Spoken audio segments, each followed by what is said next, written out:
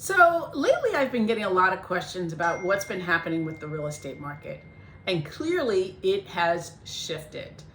You know, the Fed, in their efforts to fight inflation, which they have to do, they've had to increase interest rates. And that's really kind of just shifted our market from an insane seller's market to a market where everything has slowed down.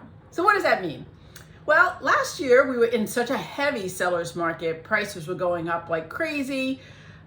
Sellers are now in shock that the market has shifted so fast and so dramatically. So inventory levels have increased over the last couple of months. It's taking longer for homes to sell.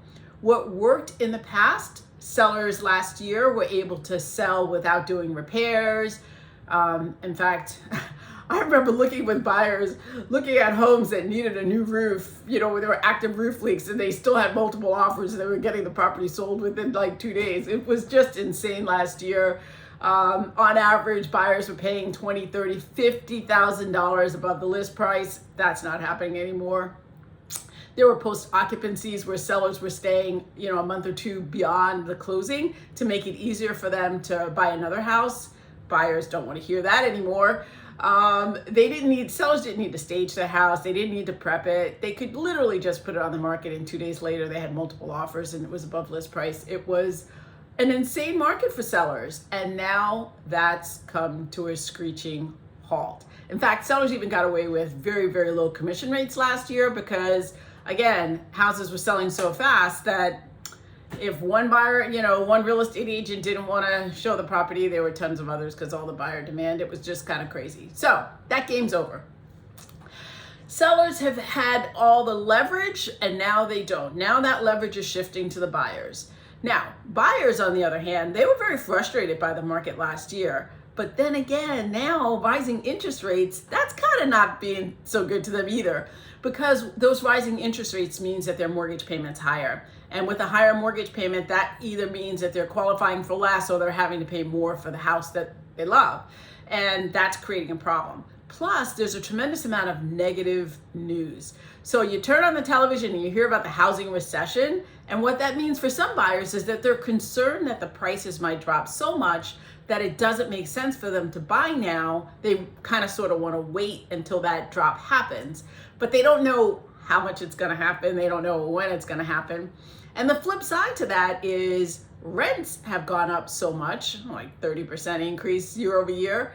And so that's not great either. So for the buyers that want to buy now, they're being more selective. They're taking their time.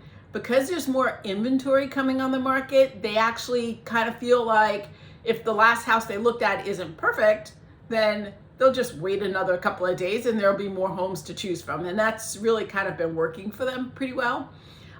So they are taking their time. They're being more selective. They're asking sellers to take care of some repairs. And I got to tell you, if you're a seller and you want to capture the few buyers that are left in this market, you might want to consider I'm seeing a lot more incentives to help buyers, not only with possibly buying down their interest rate, but certainly taking care of either closing costs or doing repairs. So we're seeing that now. Now, that means we are back to the basics. So if you're selling your house, the things that we had to do in the past before this last insane market, those are the things that you're going to have to look at now. So you may have to work on some minor repairs, things that maybe have been neglected. Create that curb appeal so that when somebody shows up to your house, it's warm and inviting and welcoming and they want to come see the house.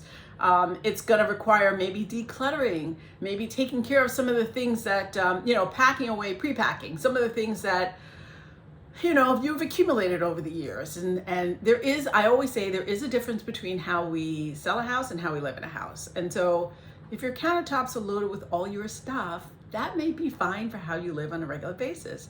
But for the buyers coming into your house, it may not necessarily look that appealing to them. So these are things that you're either going to start to pack away or put in, countertops and in cabinets and stuff like that. So it's out of the way. You may have to paint back to neutral colors if you've got really bold color walls, or dated colors, those burnt oranges and the yellows of the 90s and the early 2000s don't really work for the buyers of today's market. The market has definitely shifted into a more modern look, with colors that are in that warmer, cooler palette, the grays and the whites and the off-whites. Those are the things that probably appeal to the largest share of buyers. So if you've got those, if you haven't painted in 15 years, it's probably worth it to invest in a couple of gallons of paint and take care of that. Because the more appealing your house is to the largest pool of buyers, the more likely it is to sell faster and to sell for more money, quite frankly. And that's really what the goal is, right? Trying to maximize your equity. And so some things that, like I said, that you didn't have to do last year, we're back to having to do them. I also think it's going to require great photos. And again, with that comes staging your house for sale, because that will help you to get great photos. And those photos can be used for the marketing of your house, which again, where it's going to require a little bit more skill than just throwing it into MLS and having a line of people down the street. We remember that, right, from those open houses from last year. So if you want to attract the biggest pool of buyers, you're going to want to take care of staging, getting great photos, getting great marketing, pricing your house competitively. And what that means is we're not in this market where you can just arbitrarily say, I want this price, $50,000 more than the neighbor just sold their house for down the street just a couple of weeks ago. That's not going to happen. Because the longer a home is on the market, the less likely buyers are A, going to want to show up, B, they're not going to pay you full market value for the house. In fact, you're going to attract low offers if your house has been sitting on the market for too long. And if you think about it, if you go into a store, inventory that's been sitting around for a long time is usually on sale. Same thing applies to real estate. So the longer your home is sitting on the market, one of the questions I always get from buyers is, how long has it been on the market? So if we have to tell the buyer that your house has been on the market for 2 or 3 or 4 months, they're not going to pay full market price for your house. They're going to pay below market for it, because they're going to feel like they've got A, no competition, and B, if nobody else wants it, that they should be able to get it for less. So it's important to look, you got to work with a professional really who can help you to kind of narrow down what makes sense for market value. Take into consideration, as you're comparing your homes to the recent homes that have sold, the difference in the condition, the difference in, if they have a pool and you don't, you have to adjust for that, even though you didn't want a pool, but there's a price or a value associated with the neighbor's house that sold with a pool. So those are things that you're going to need to really kind of drill down to help you to price the house competitively so that it doesn't sit on the market for a long time. The other thing is commission structures. Real estate agents kind of got tired of selling homes for 30% less commission than they were making selling other homes. And so during this COVID situation, we kind of sort of had to do it, but now not so much. So again, if you want the real estate community to participate in helping to get your house sold, it's important to offer a competitive commission so that they don't feel like they're working for nothing. And that they actually want to bring their buyers to your home and help you to get it sold. The other thing is providing access. So if your idea of reasonable access is, Monday afternoon from 1 to 3 and, Saturday from 10 to 11, that's not going to work. You've got to make your house available to be shown, especially in the first few weeks that it's on the market. And that means most buyers, they work during the day, they're off at night, but some have a flip schedule. So you've got to have a wide range of options for buyers so that they can see it when they're available. And that's going to include a really generous schedule for weekends. So I would say late afternoon, evenings, early evenings, and definitely weekends, Saturdays and Sundays. Those are big days for buyers to come look at homes. So do create a schedule that works.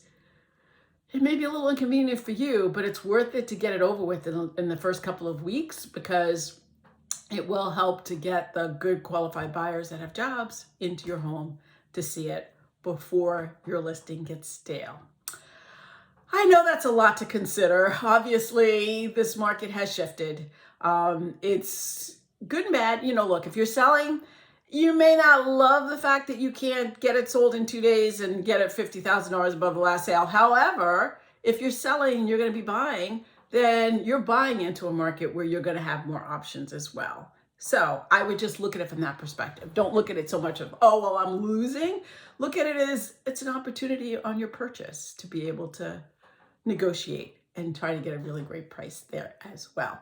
And home prices are still above where they were last year, which means you probably have a ton of equity.